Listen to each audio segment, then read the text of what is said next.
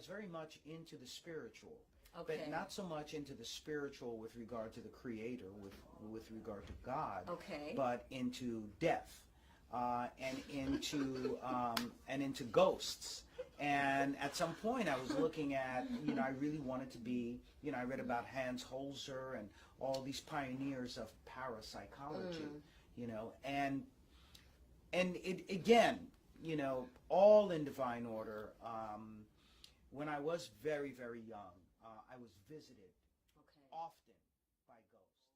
But I know I've always been in tune. Epitome of letting fear kind of get in the way of your dreams. Wow. Yeah, man. Like, forget about it. Like, I'm like, it's so crazy. Danny Devastation is a character. That's all. I don't want to say fake because it's so organic. Yes. But do you get what I'm saying? I'm the complete opposite. I'm very.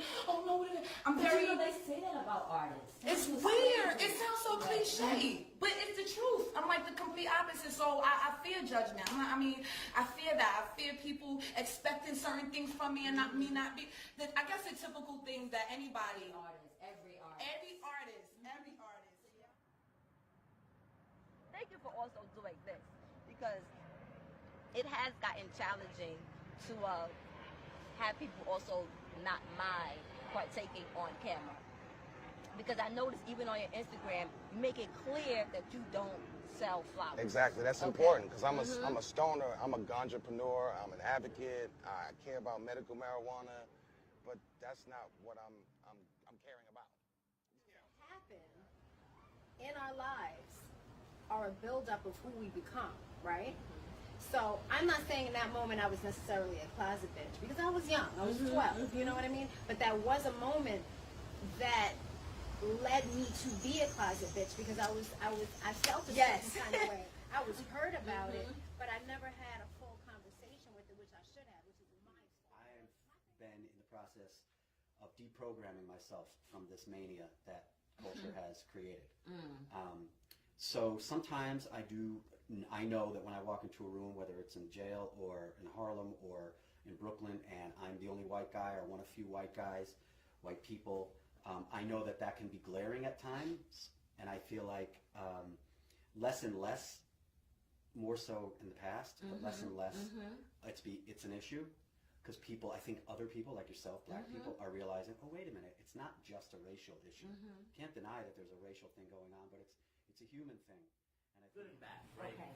Because my whole life, people have told me, "Hey, focus on one thing," and I'm sure you've heard it. Everyone focus on one thing at a time. Do one thing really well, and once you do that, and you have to put the voice in. Yes, and what I gotta tell these people is that. What now? No. Okay. No. Right? Because I don't know what that is. When I think of burnout, I think of you overexhausting yourself and you burn out. Yes. So, but burnout, here's the thing. There are a lot of functioning burnouts in our world today, particularly in the U.S., especially in New York City. So there are people who I know who are always tired. Yeah. I know people who've been tired for 5 years. They're still tired. Yeah. My father put us all first.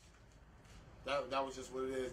And my mother made it known that your father's first to me, and I'm first to your father. Oh, wow. And everything else that's left is what y'all get. If we so choose to give it to you, no way, then you're blessed to have say that.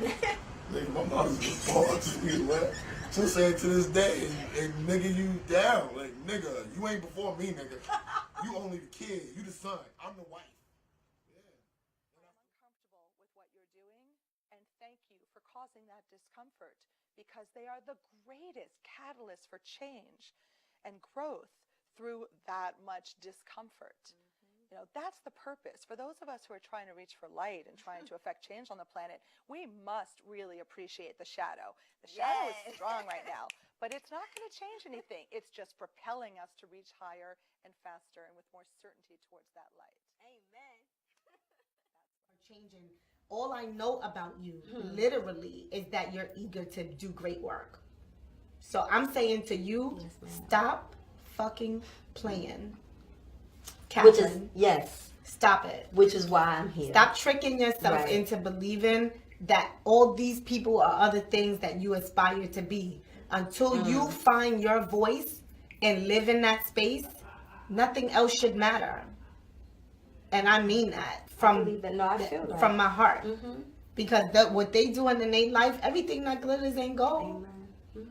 And that's a fact. Yes, it is. Stop playing. Step into your greatness and stop abbreviating yourself for other people. And when my life blossomed, it was because I decided that I was going to step into my own voice and not abbreviate myself for other people. And stop worrying about what this one was going to think if I did that. Or what that one. Allow yourself to make some mistakes and have to think about some of the shit you did. Whether it was people was favorable to it or not.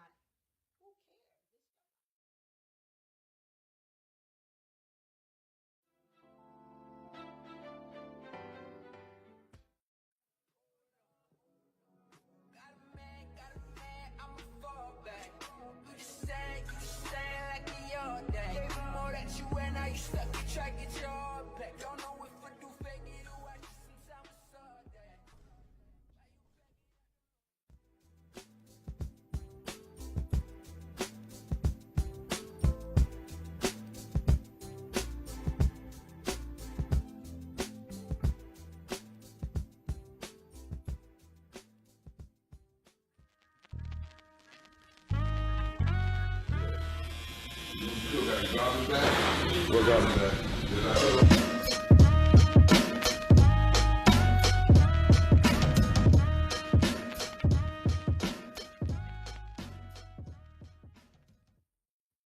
Tech believes that financial freedom and education are the civil rights movement of our time.